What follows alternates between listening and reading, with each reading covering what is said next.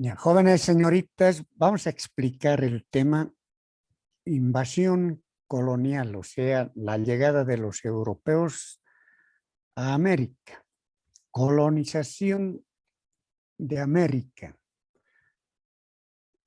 La colonización europea del continente americano, llamada más antes Abya-Yala, fue un proceso histórico de apropiación y ocupación de los territorios recién descubiertos por Colón en el año 1492 por parte de las grandes potencias europeas.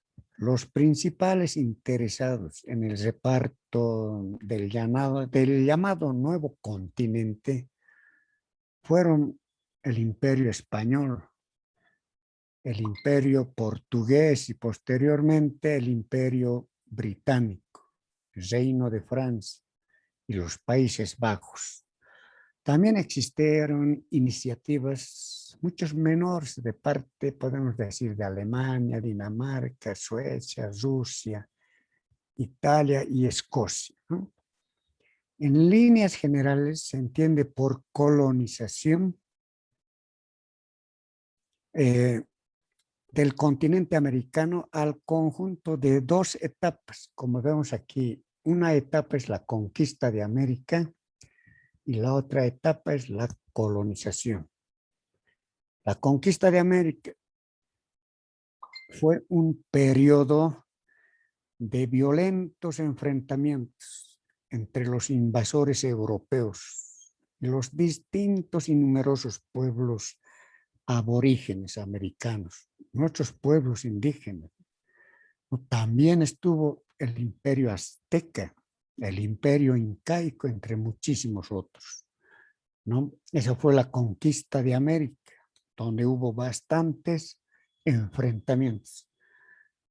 La otra etapa es la colonización propiamente dicha, durante la cual se fundó una sociedad colonial, dependiente de quién, de Europa, ¿no? Que en nuestro caso de los españoles, y estructurada en base a clases raciales bien delimitadas. O sea, las clases que predominaba por entonces eran los negros, los indios, los blancos, ¿no? A eso entendemos entonces sobre la colonización. Ahora vamos a entrar a un punto que es el genocidio más sangriento. ¿Cuál fue el genocidio más sangriento? Justamente a la llegada de los colonos europeos a América, no fue precisamente esta llegada de los españoles, de los europeos, a esta tierra santa que era la Abya-Yala, no era en son de paz. Venían en pos de territorios nuevos, ¿no? Que anexan sus distintos imperios, sedientos pues de la riqueza que tenían nuestros aborígenes, la riqueza que había en el Abya-Yala por entonces, ¿no? Entonces estaban ambicionados en esa riqueza los españoles por la supremacia mundial. Los distintos reyes administraban jurídicamente los permisos para la conquista que financiaba la burguesía insurgente de la época por entonces, y consistían básicamente en ocupaciones militares y la fundación forzada de los primeros pobladores europeos en el continente. Ello implicaba, claro está, subyugar a las distintas naciones aborígenes. Por lo tanto, ¿no? Estas naciones aborígenes, nuestros antepasados, los indígenas, se resistían al saqueo, cuando no simplemente erradicarlas o reducirse a reservas, como en el caso de la conquista británica, por otro lado. A eso se debe sumarse la debilidad de los pueblos nativos frente inclusive a muchas enfermedades que trajeron ¿quiénes? Los colonizadores. cuyas consecuencias se sintieron más allá del fin de la guerra. Es así como su aniquilación sistemática en labores forzadas, en trabajos forzados por sus conquistadores. Hubo muchas víctimas en esta cuestión de la colonización española. Hubo invasión del continente americano. Inclusive se estima que hubo unos 70 millones de muertos. Fue la matanza más grande en la historia de la humanidad. Matanza a nuestros aborígenes. Entonces ahora vamos a ver la incorporación de la esclavitud en tiempos de la colonia. Dado que las diezmadas poblaciones aborígenes no eran suficientes en número y en destrezas para el trabajo de fundación, podemos decir también de las minas en cuanto al oro y la plata que sacaban los indígenas. ¿Para quiénes? Para los españoles. Cuando decimos diezmadas, es un término que está en su tema. Diezmada quiere decir que de cada 10 indígenas, a uno mataba. A eso decían ellos, diezmada. De cada 10, a uno tenían que matar. Otro grupo de 10, a uno mataban. Así, por eso hubo tantos muertos. Y así fue como se fue implementando la esclavitud, el trabajo forzoso, ¿no? A los esclavos africanos hacia el trabajo impuesto, explotado por ellos, por los colonizadores. Estos individuos eran arrancados de sus tierras, los esclavos, ¿no? Vendidos a colonos, eran vendidos a los colonos y latifundistas, los grandes hacendados europeos, para iniciar la explotación de los diversos bienes económicos que abundaban en el nuevo continente, antes llamado el Aviala. ¿No? Había mucha riqueza tanto en el aspecto agrícola, especialmente en lo mineral, en lo pesquero también tenían mucha riqueza nuestros aborígenes. Los negros esclavos carecían de todo tipo de derechos, no tenían derechos, eran explotados, estaban sujetos a la voluntad de sus amos blancos, mientras que los indios, los indígenas aparte, ocupaban un estado también de semi-esclavitud. Trabajaban de servidumbre a los hacendados, a los colonos, a los colonizadores especialmente, ¿no? Encargados de tareas domésticas. Ninguno, sin embargo, era tenido por individuo libre. Nadie tenía derecho. Trabajaban las tierras para los colonizadores, pero no eran dueños de esas tierras, no tenían bienes ni propiedades. Es así como explotaban los colonizadores a los aborígenes de la Via Yala. Ahora podemos ver, por ejemplo, la expansión de la Iglesia Católica, ¿no? La expansión de la Iglesia Católica. ¿Qué rol cumplieron la Iglesia Católica? Fue una de las marcas más fuertes del colono español, producto de la exclusión por entonces que ellos tenían durante su reconquista. Esto determinó que la Iglesia Católica llegó a jugar un rol importante en la conquista de América, como brazo moral y cultural de la imposición a los aborígenes.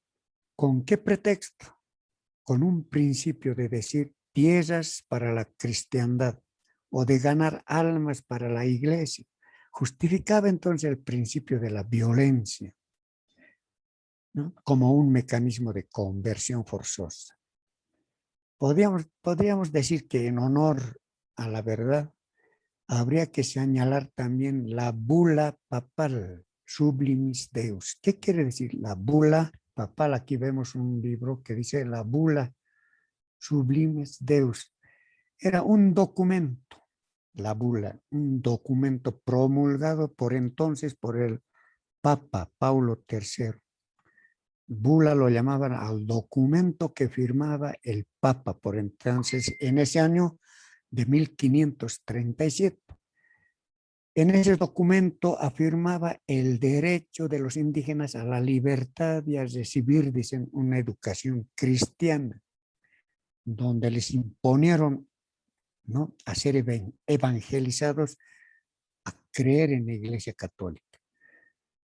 Todo ello amparó a la diezmada población indígena, a las brutalidades de la esclavitud, pero no de la imposición cultural que prohibió sus costumbres a nuestros aborígenes de entonces. Los prohibieron sus costumbres, inclusive hasta les prohibieron hablar sus lenguas, que quedaron a la extinción.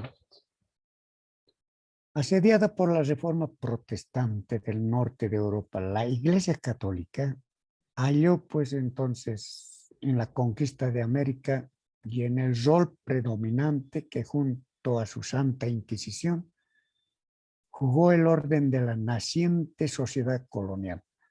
Fueron formando ya una sociedad colonial en la que los que estaban arriba eran los colonizadores, los europeos. Por eso nuestro tema es la llegada de los europeos a América o la invasión colonial. Entonces vamos a continuar con otro subtítulo de la invasión colonial, que es, por ejemplo, el mito de oro. ¿Qué era el mito de oro? O el mito dorado también lo llamaban nuestros indígenas, porque tenían bastantes riquezas en oro. Y la desmedida ambición de los conquistadores españoles, quienes solían ser ciudadanos de a pie buscando fortuna en las Américas para volver a una posición mejorada en Europa. Los llevaba a menudo a crecer en leyendas de origen incierto respecto a ciudades hechas todas de oro, decían, y plata, otras riquezas, ¿no? Y a esas ciudades imaginarias, nuestros indígenas lo denominaban el dorado, el mito dorado. Y muchos colonizadores buscaban, dice, esas ciudades de oro, siguiendo su rastro, pero no había, ¿no? Se perdían inclusive, dicen, las selvas de la Amazonía. La conquista del territorio americano, rico bastante, ¿no?, en oro y en plata, y más aún la constitución posterior de una sociedad colonial, para muchos era vital en lo económico. Sembró los cimientos del comercio intercontinental y de las muchas empresas de explotación de productos que sobrevinieron. Esto se hizo particularmente notable después de la independencia americana, cuando las jóvenes naciones se convirtieron en las más grandes y cercanos vendedores de materia prima de Occidente, un rol que ocupaban todavía, desplazando incluso el comercio con la India y las colonias orientales. Es así que el mito de oro entonces era bastante preciado por los colonizadores, se ambicionaban por las riquezas. Podemos hablar también del mestizaje. El mestizaje dentro de la sociedad colonial sostuvo sus normativas raciales hasta el final de sus días, pero eso nunca implicó que no hubiera contacto y sincretismo entre las razas. Era frecuente, por ejemplo, en Brasil colonial, que los colonos portugueses tomaran esposas indígenas y engendraran una descendencia difícil de catalogar, lo mismo que hacían los amos españoles con sus esclavas negras, dando origen de esa manera a familias paralelas a su matrimonio europeo. De ahí vienen las razas, ¿no? De los negros, la mezcla de blancos con negros. Los colonos ingleses, en cambio, eran puritanos en su mayoría. Fueron siempre renuentes a la mezcla. Los colonos ingleses casi no hacían ese tipo de mezcla, ¿no? Hizo falta entonces nuevas designaciones para las mezclas resultantes, cuyo término más arbitrario sería el de pardo, categoría en la que encontraba todo aquello que resultara inclasificable y sospechosamente mixto. Tal y como las distinciones raciales, las culturales, tampoco no fueron tan tajantes como pareciera, y la prolongada convivencia entre las razas propició un sincretismo creciente, cuyo resultado es el crisol cultural que hoy caracteriza a la América Latina, ¿no? Donde existimos muchas clases. Nosotros, por ejemplo, somos mestizos, ¿verdad? Continuando, vamos a tener ahora la sociedad colonial de clases. En la sociedad colonial de clases, si bien la distinción racial era clave en el respeto de los derechos, la sociedad colonial estaba integrada, podemos decir, por una clase alta, la clase superior y luego la servidumbre indígena. La clase superior, en primer lugar, estaba compuesta por una clase superior blanca y europea, ¿no? Minoritaria, pero eran pocos, que acaparaban los cargos de funcionalidad estatal. Eran los que mandaban, estaban arriba, se dedicaban al comercio a través de grandes plantas de producción, con mano esclava, ¿verdad? Con mano de obra de nuestros aborígenes.